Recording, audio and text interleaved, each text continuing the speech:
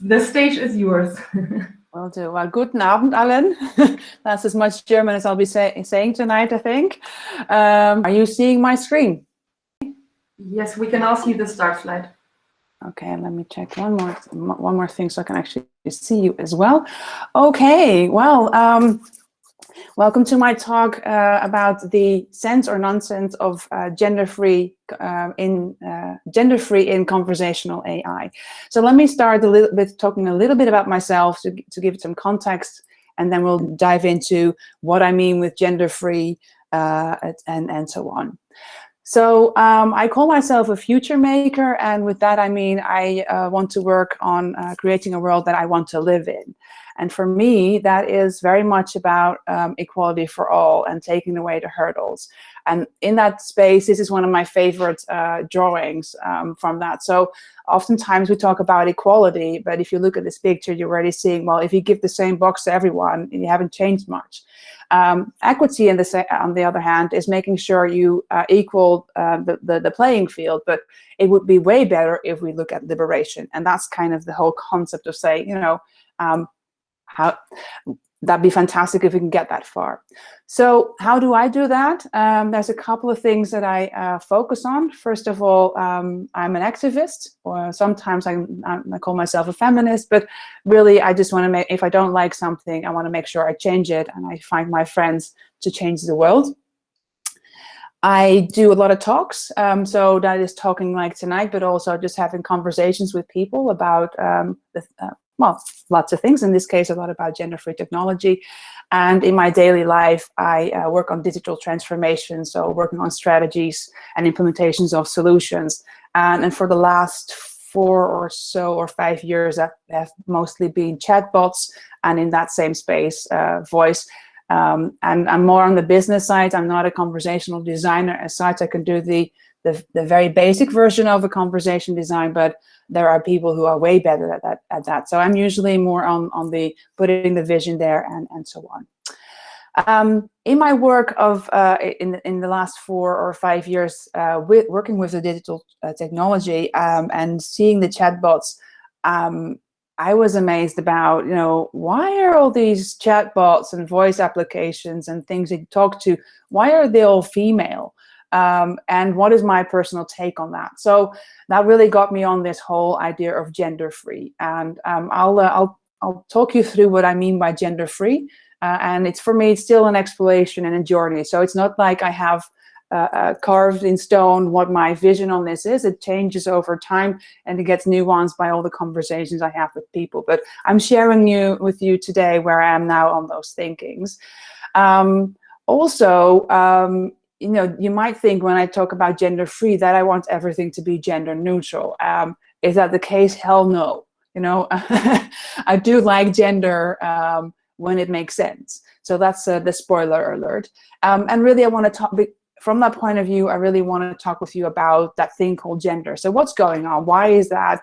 What are the symptoms and underlying causes? And the short answer to that is it's all about bias and binary thinking. And somehow in the same short time frame, I also want to touch upon a few opportunities and possible solutions. And those are mostly links to where you can find more information, because we have not enough time to talk about all of that today. So let's start with gender-free. In the past, I would use, you know, and other people would use the term gender-neutral. And I don't know about you, but, you know, this is kind of what neutral looks like to me. It's kind of like, you know, bland, boring colors.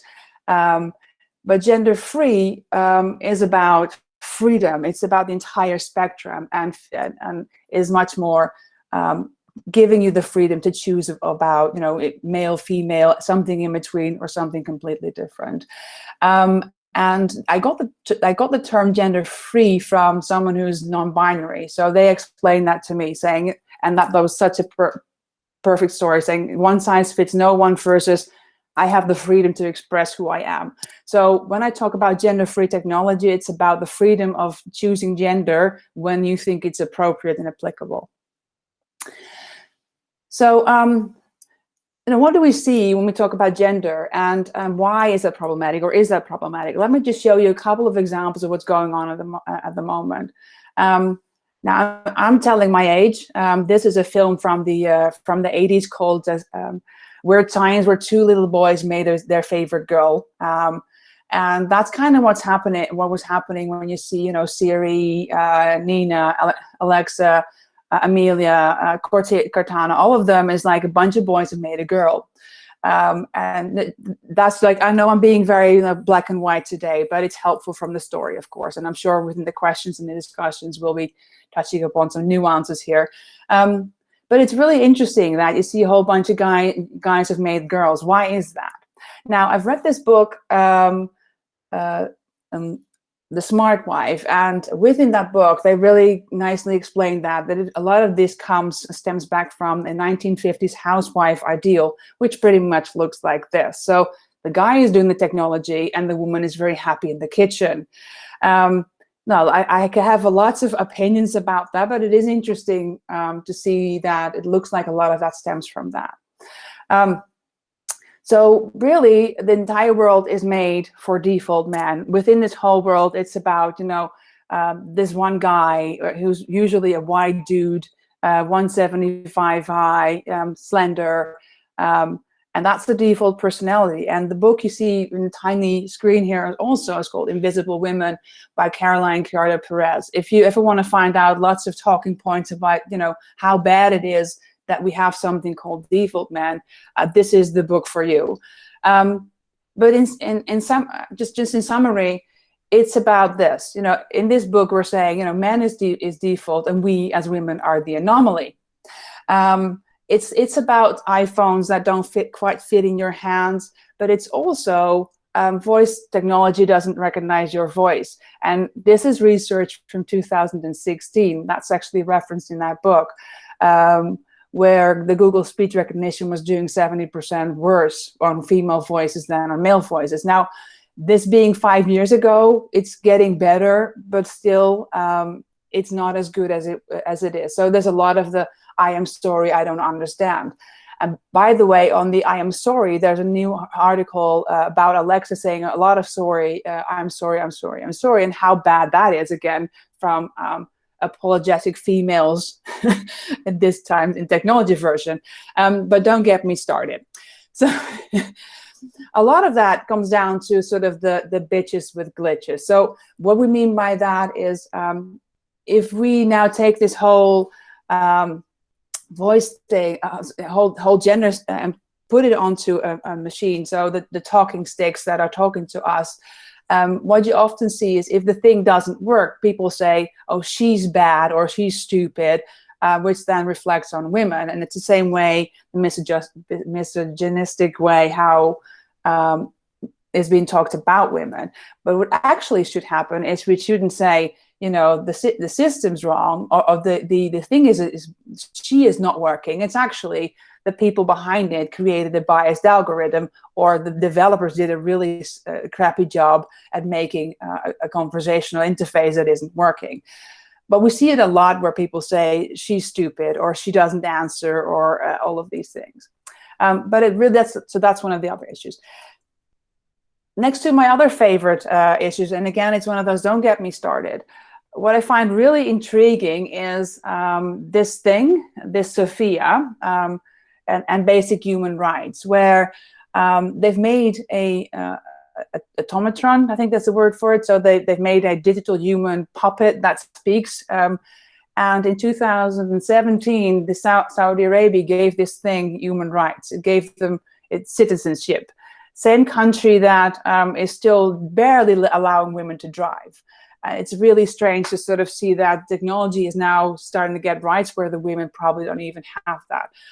Again, it's also that same country that decided last year, or in 2019, that homosexuality, feminism, and atheism are extremists, and therefore we can be put in prison. So bear with me, right? So technology is being gendered. We're making a new man-made, so made by men thing that is getting citizenship. At the same time, women who speak out can be thrown in prison because they're feminist.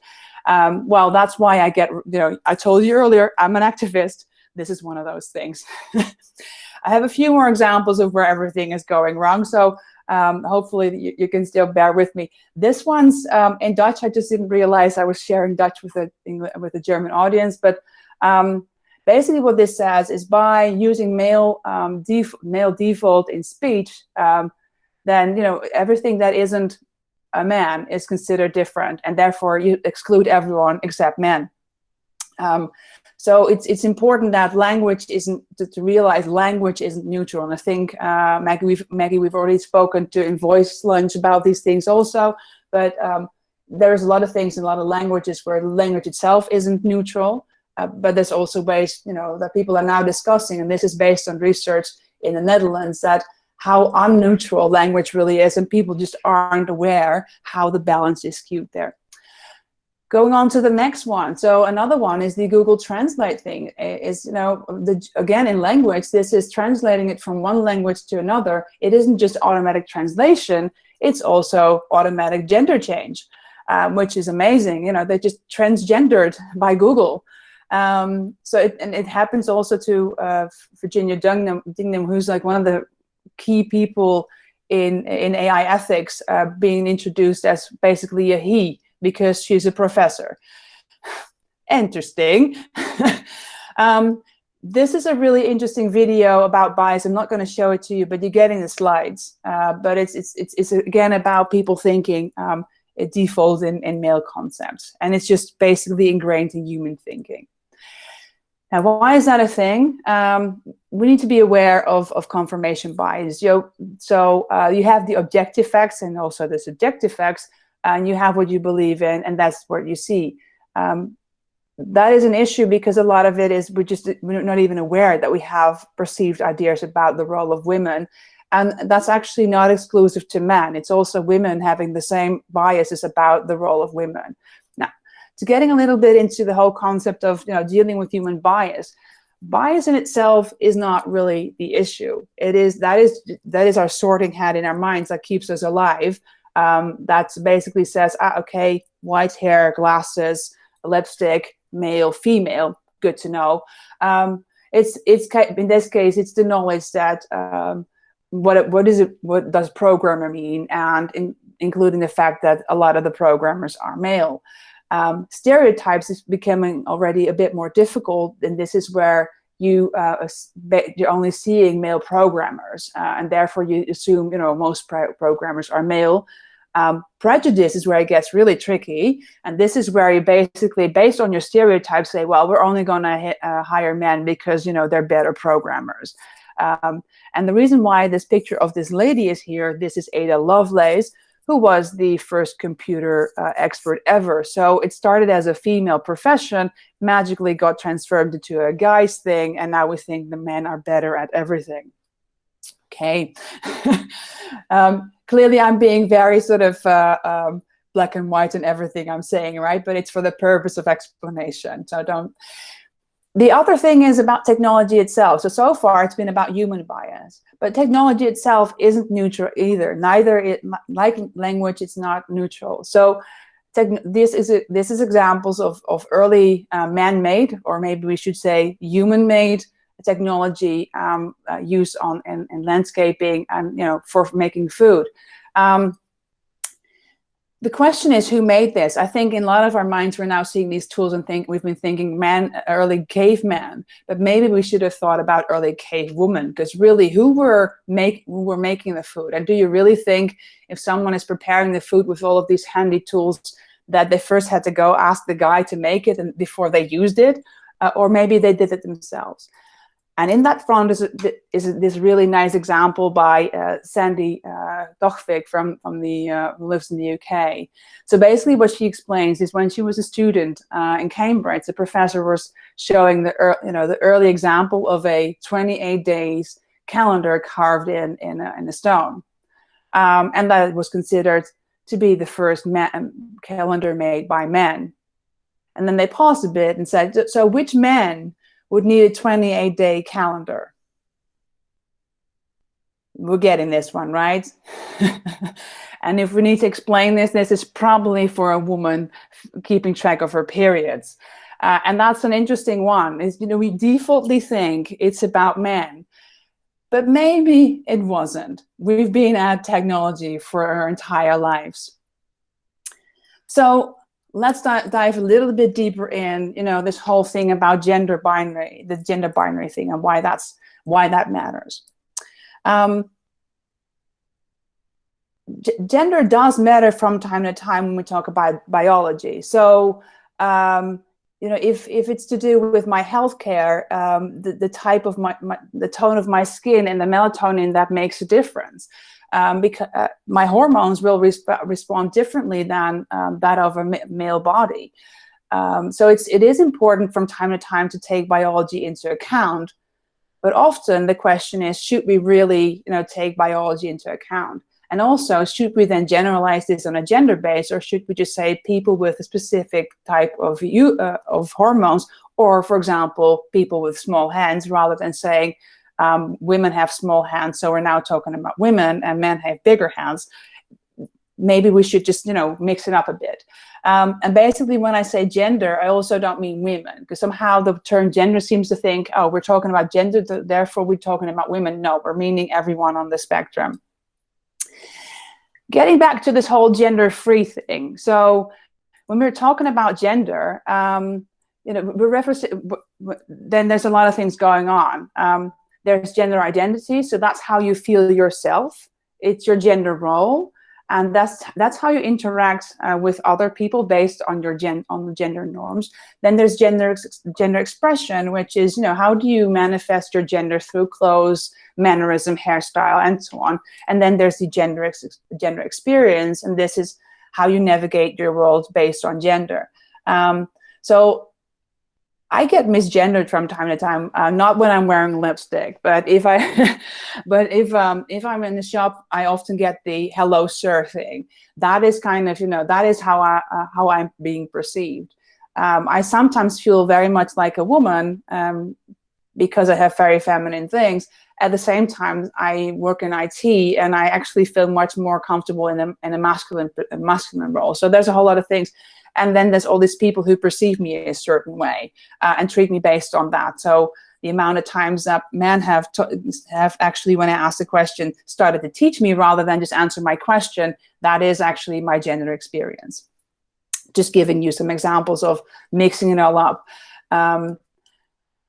Then there's this whole thing about, is there a difference between sex and gender? And I got this from a book called Life Isn't Binary. So I didn't make this up myself, but it was really helpful for me to get this. So sex is what happened is when what you get assigned by birth based on biological markers. Usually, what kind of happened down there and what's visible, but also some of it internally based on chromosomes.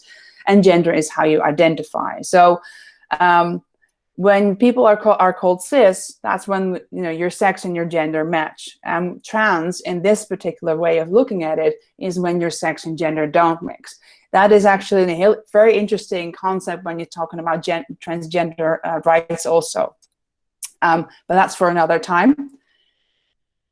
Then about queering, one of the things that, if you have read the Smart WiV, they're actually suggesting to queer the smart speaker. And that's actually from the concept of queering, which is in the new terminology of the word, is actually basically saying, let's challenge the status quo. Let's challenge what a gender stereotype is of what a man or a woman should be. Over the years, this word has gotten really different wording, but I think it's helpful to start getting these terms in place and just to see, will it be helpful to take it further? Okay. Well, I don't think here I have to explain what feminism is if I'm talking to a whole bunch of women.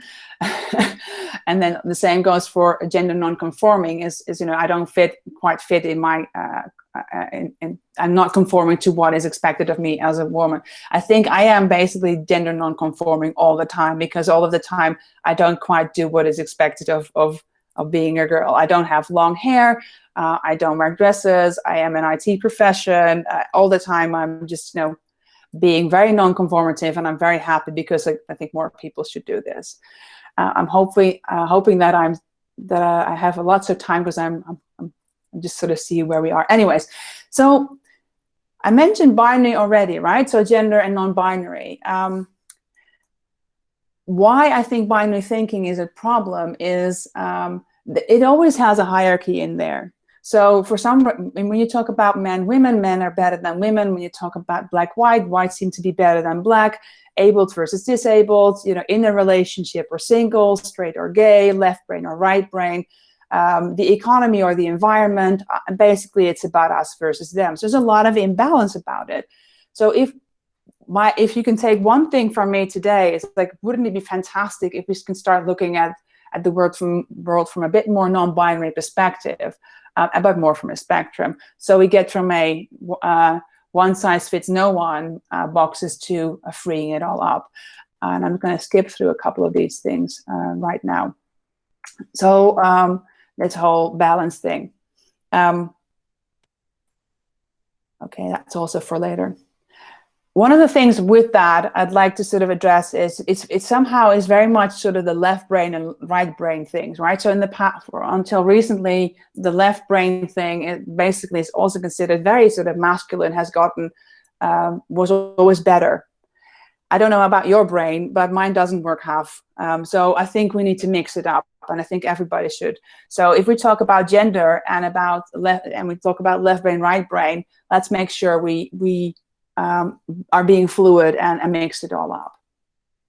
Okay, so I'm going to skip that one. There's lots of examples of feminine and masculine. And last from that, and this, I'm going to skip this also. That's for later.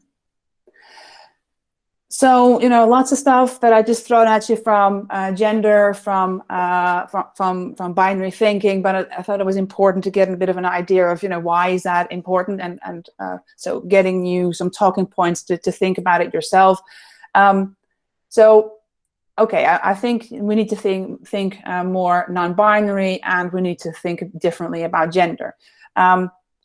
And I'm just realizing this is a Dutch slide, which I didn't translate. Just to be practical, if you are developing solutions, voice solutions, be conscious of your choice. So if you do want to go for a feminine chatbot, make sure you made that as a conscious choice and it didn't just happen. Don't make it a sexy chick. That's another important thing. And when you're talking about small talk, let's make sure this conversational thing isn't going to flirt and basically takes no bullshit. So when abuse is thrown at it, actually say this is inappropriate rather than saying ha ha ha funny, which a lot of the things are still doing.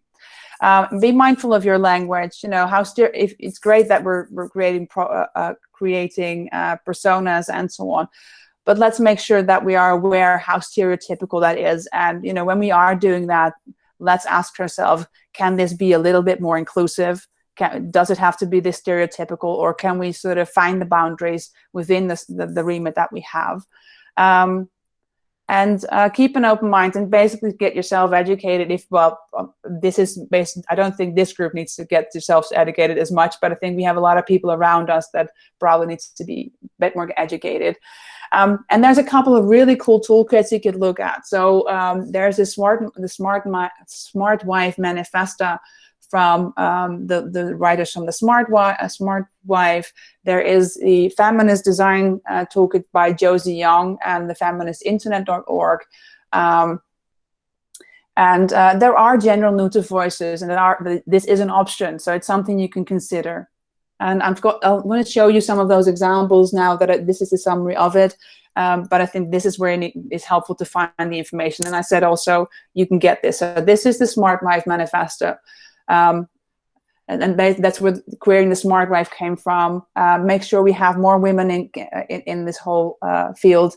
And code like a Smart WiV. Let's make sure we make solutions for women. Because if we're not making them better for women, who is, right? Check out the feminist internet, really interesting things about how you can take feminism and making the world a better place for women into your designs.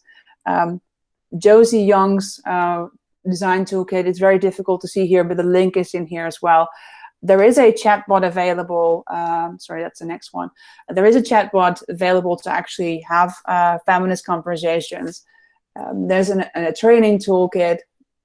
there is genderless voices from Q, but also Accenture Labs now has a new solution that you could use. And basically, in summary, let's design and build for women. And here's a list of all of these books you could read, and I've shared the links with you. So having said that, the key thing for me is, oh, my screen is now moving forward.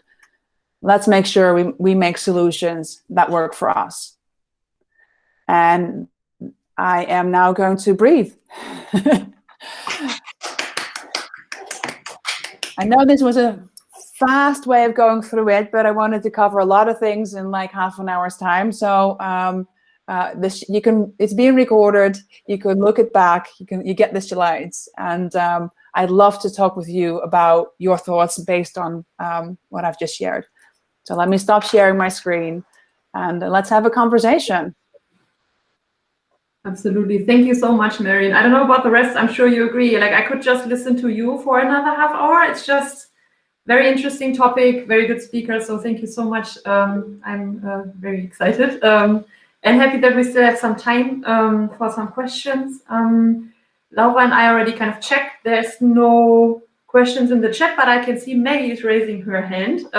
By the way, if anyone else would like to raise their hand and ask something directly, we also have a raise hand function if you want to make sure. And yeah, handing over to Maggie. Thank you, Marion. I'm baffled. This was so good, and your examples are so on the point. I could also just listen for longer to you talking. And I do indeed have a question, which I am really sorry, and it's very embarrassing to me. And I know I should know by now, but I don't. And I see, like, it's been a year that I see on LinkedIn that behind their names, people put his, her, she, her, or it. Pronouns. Not sure you're doing it as well. What do they want to tell me by doing this? What is that? That's the pronouns. So you have she, her, he, him, and they, them. That is, it started from the US, where it basically it's a way of showing inclusion. There are a lot of people, or more and more people, who are open about the fact that they don't see themselves as male or female. They either are transgender or identify as transgender, as intersex, which is a biological mix, or as non-binary. So there are a lot of people who, from their gender identity, feel they don't fit in either of the boxes, and therefore they call themselves non-binary. They tend to use the term they, them. And what happens is, if you look at me now, I mean, I think you can probably tell based on looking at me that I'm a woman. That's the lipstick helps. But if you start being gender non-conforming, it's going to be more hard for people to understand who you are and also how to address you. So at the moment, I host daily a room on a Clubhouse by Diva Magazine, which is the largest lesbian publication from the UK and probably in the world. And their Facebook community has about 10,000 people in it. So, and a lot of the people there, you don't know whether, based on their name or on their photo, how they would like to be addressed. So in order to make sure you're inclusive and don't misgender people, and then you get this whole uncomfortable situation, people are being open about, these are my pronouns. And to make sure it's not just the few people who are, defying the default, it's the rest of the people saying, well, I'm going to also share that I'm with this whole concept and that I'm very comfortable with this whole non-binary or binary spectrum. So although you probably, based on what I look like, can make the correct assumption about my gender identity, I'm going to be helpful and just giving you the things. It's also, if your name is, for example, Kim, it's helpful that it says she, her, or he, him, depending on what your biology is and also your gender expression. Thank you. But it's good that you're asking. I mean, it's very new to a lot of people still. I don't use it myself, but that depends on also on where in the where I am. I do depend if I'm in meetings and others do it. I do it. It's not on my LinkedIn profile, but it's also because I I'm doing enough diversity stuff, and it's I felt like, well, okay, I choose my battles, but it depends on who I work with. Yeah. Long answer to your question, but okay.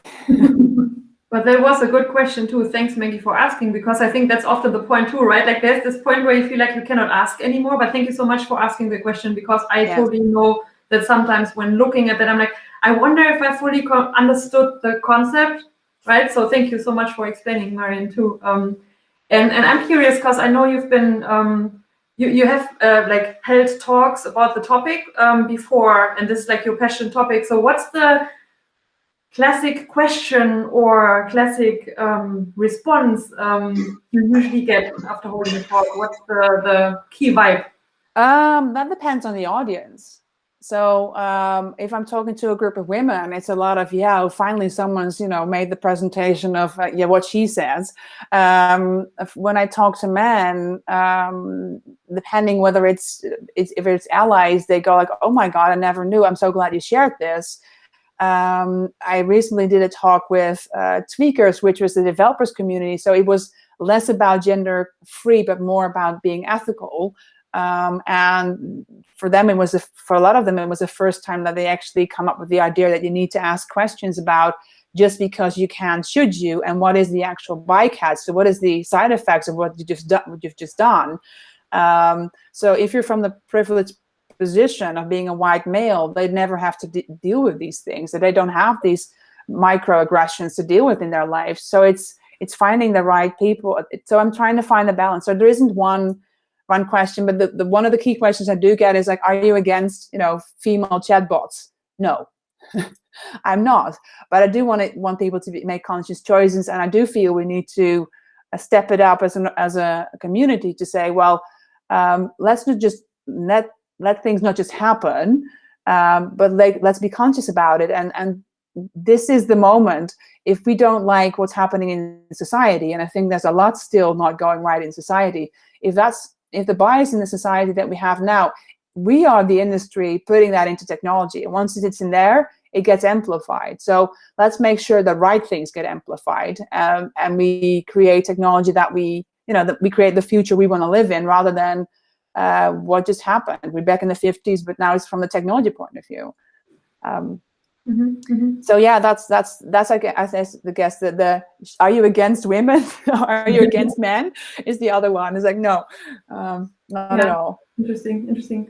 Okay, we have a couple of raised hands. I'm trying to go by order as much as I can. And Laura, please feel free to chime in if I'm doing wrong here. I think Tatjana has raised her hand first. That's entirely possible. Thank you. Yes, I have a I have a highly specific question, you could say. In the past, I have a background in this field, and in the past I have been an external employee for one of the German automotive manufacturers for their NLU department, of course, with a male team lead and mostly male team members, whatever else.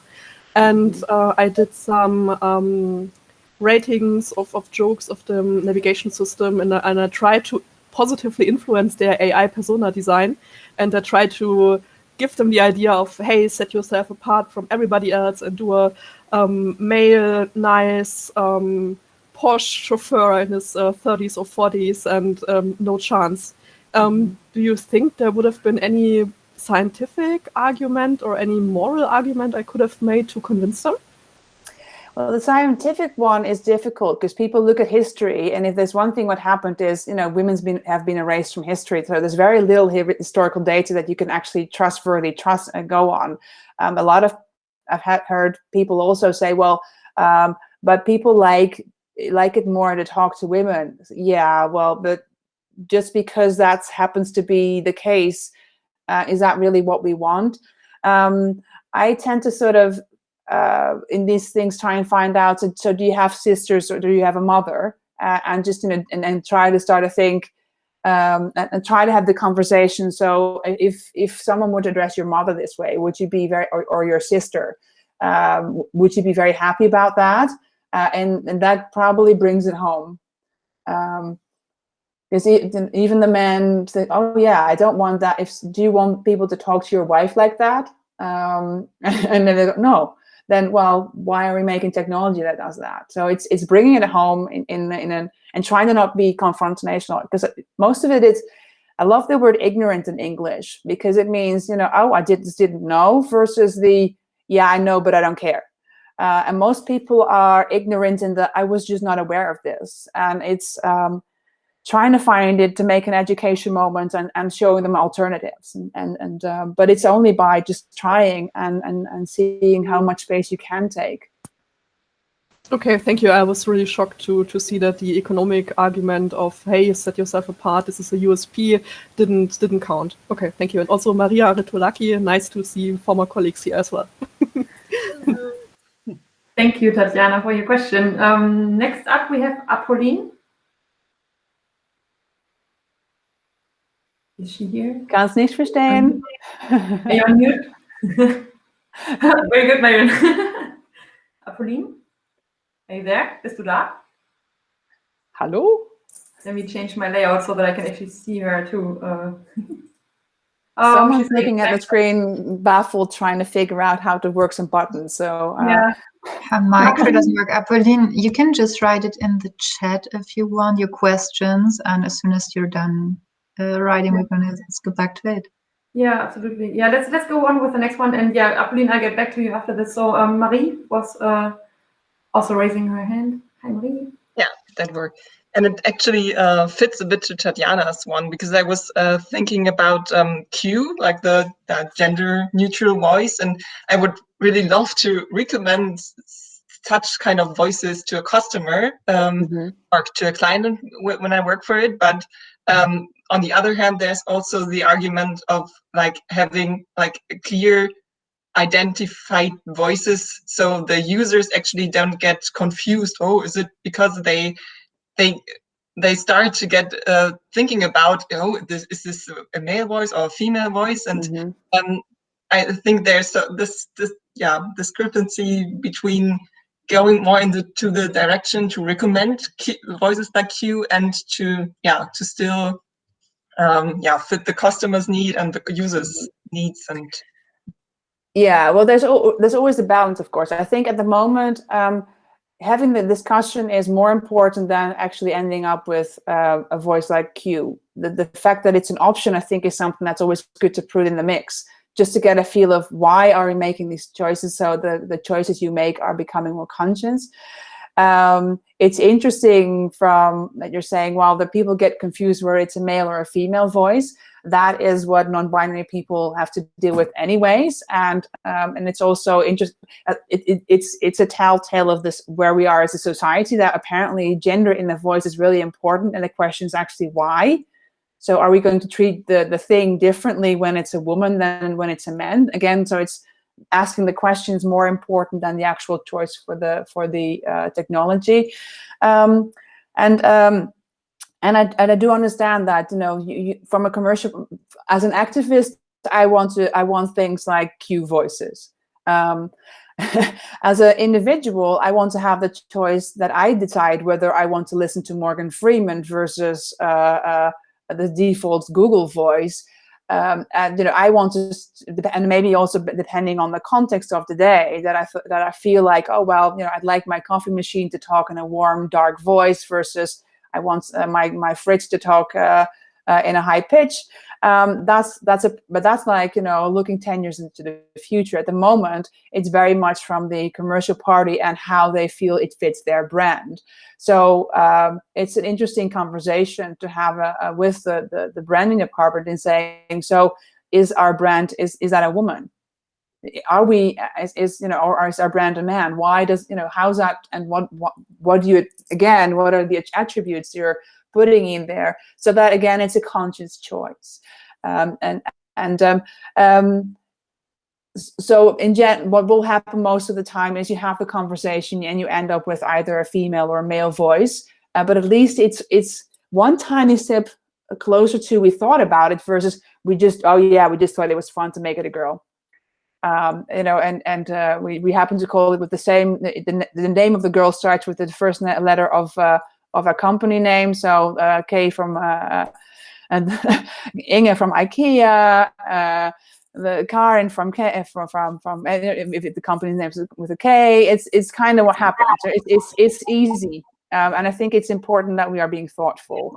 So hopefully that helps. It's about starting having the conversation about it rather than ending up with activist voices. But yeah, I'm sure we're going to get there. We're going to get used more and more to people who are non-binary, and that's part of the whole spectrum. And over time, who knows? Yeah. Oh, and one thing I want to add to that also is, I think this is a conversation I was having with Mike. Is so why does a technology need to be a person? Why can't it be a cat or a thing? And there's a whole new sort of stream of people looking more at that now, saying, well, let's make it an anime, let's make it a thing, let's make it a speaking light or lamp rather than it being a person. Let's be creative. If you want to have something that stands out, then look at, if you're a car manufacturer, why not have a talking car? And why does that car need to look like a woman? Can you make it into a character that fits? Be more creative than, it's a girl or a man, or let's make it a girl because it's in customer service, or no, or make it a man because it's a financial advisor. That's too stereotypical. But it's up to us to create the room that you can create for yourself, and then hopefully we move the needle a little bit. Again, a very long answer to a question, but you wanted to hear more of me talk, so that's happening. Oh, that's great. That's what we're here for. Thank you. And yeah, I think Laura and Apolline kind of managed to pass the question from Apolline on to Laura.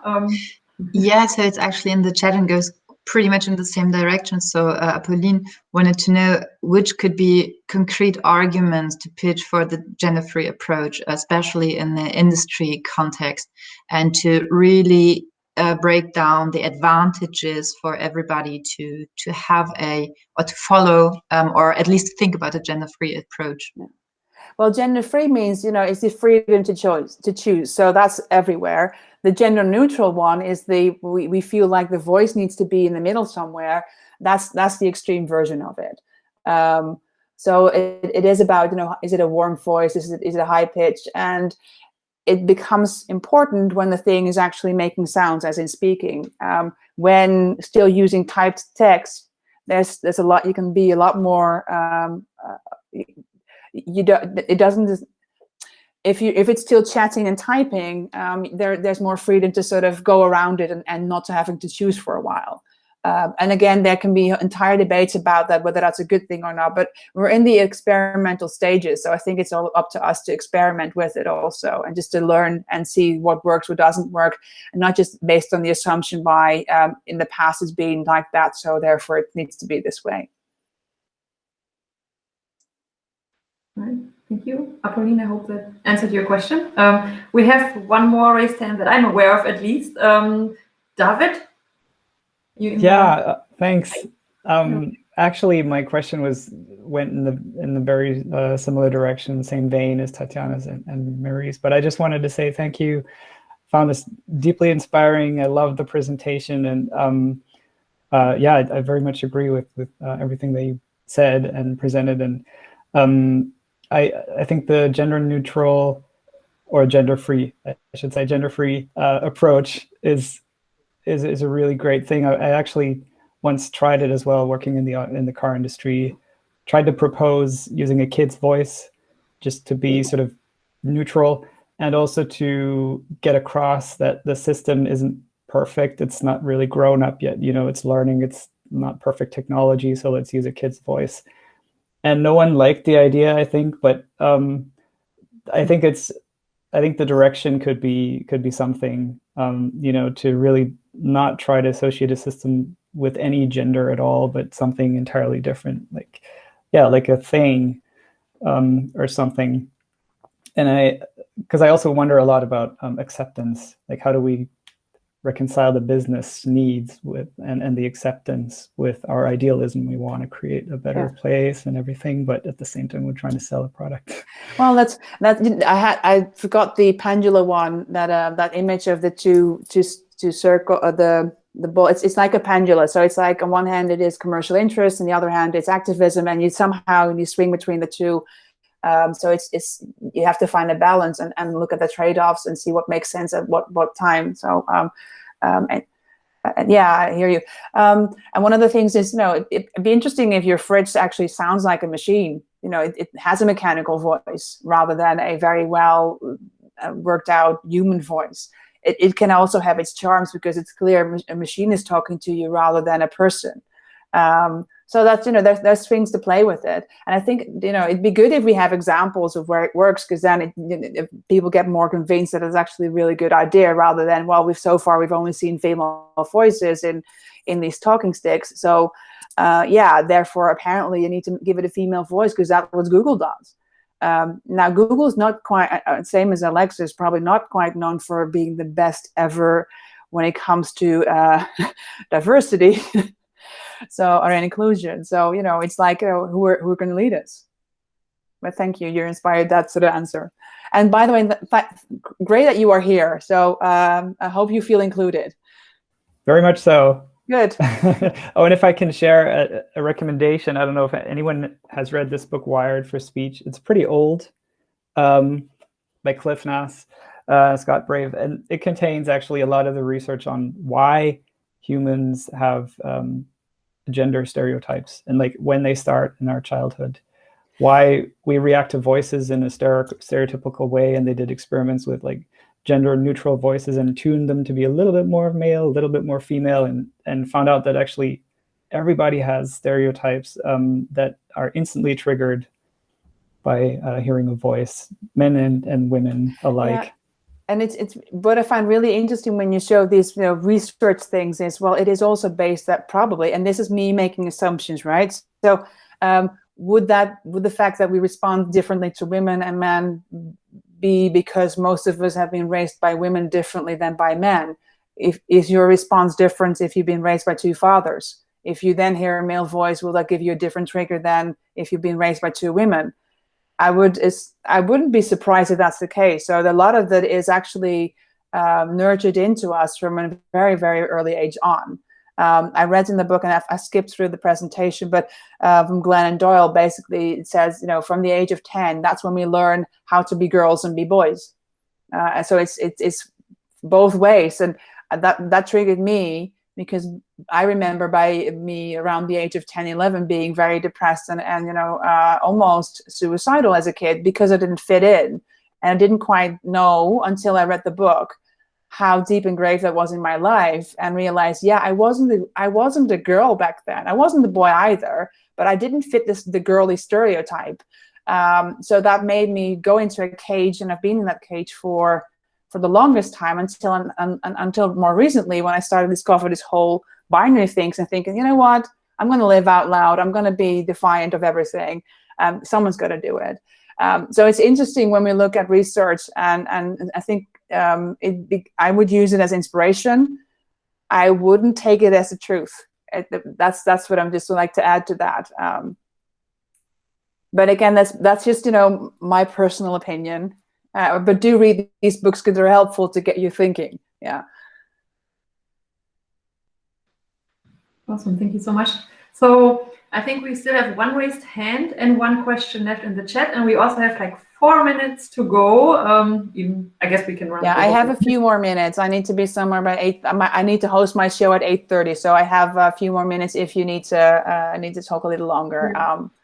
So yeah, let's definitely try to be kind of sensitive, but yeah, I'd love to hear those 2 last questions. So Maggie, you were first, and then Tanya has a very nice question that might be a good one to close anyway. So Maggie first, please. Okay, it's not a question. Or maybe yes, it is. Is there maybe a place where we are collecting these examples, like Q, the gender-free voice? Because mine would be then the one from Soul, a film that recently got produced and released on Disney, Pixar, and there's this guy and he dies and he's somewhere in the middle. He's not yet in the great beyond, but in the middle. And guess what? He's not meeting an old white man that calls himself God, but he's meeting someone who says and introduced itself like, I'm the come together of all quantified fields from the universe, appearing in a form that your little human brain can comprehend. Just, you can call me Jerry. And I love it. And this is a wonderfully solved problem of how do you show that force, yeah, beyond religions and beyond any masculine, feminine, whatever. Yeah, that's this whole non-binary thinking. I don't know yet. I'm trying to gather some of that in my presentations and start sharing it out, but I don't know if there's like a centralized resource. Good question. Yeah. Maybe Women in Voice is something like it's an organization that could kind of help with that. Yeah, good point. Good point. But I think it's just for us also to talk to each other and start sharing these things amongst each other. That's why I'm also very happy to share I think a slightly different version of my slides are already on my website. You can just link to it. The only difference there is that you don't see the first I'm a future maker slides in it. So the whole point is to share it out, and that's why I'm also happy this is being recorded, even though I'm being very open about my personal life, because I think it's important. I need to show by example what it does with me and why I'm so passionate about this thing. And at the same time, I just love technology. It's really kick ass, and I want to make more cool stuff. So yeah. Great attitude. Yeah, 100%. Okay, so last question for today. I'm trying to read, but it's too small on my screen. Sorry? I'm trying to read with a half eye into the chat, but I can't read it because my screen's too small. So. Yeah. That's a good way. We're trying to kind of put it all in here then. So yeah, the last question for today, I think, will be, and a great one to close this. So what would be your biggest advice for those who build chatbots? Have fun and try things out. And I know yeah, I think I've said everything, but be bold and just try things out. I think that's the whole point, that we need to experiment with this stuff. Nobody knows exactly until we try it out, and sometimes it failed, and that's exactly what we need to learn. So yeah. Great. Very, very wise words, very great words to finish. Yes, 100%. Yeah, so just having a quick look at Laura, if there's anything else we should raise or ask, but I think everybody did so great to actually put so many questions that it allows us to meet the time we allotted. So yeah. Thank you so much, Marion. This was extremely great. And yeah, I hope you're going to give way more talks about the topic. And it's just very great to see you and to hear more about the topic. And thank you so much for offering to share your slides. And yeah, we are going to share the link to your website that already has some sources on it too. And yeah, thank you everyone for being here, listening to this important topic. And again, thank you, Marion. And goodbye to everyone. It was fun. Thank you. Danke. Ciao. Tschüss.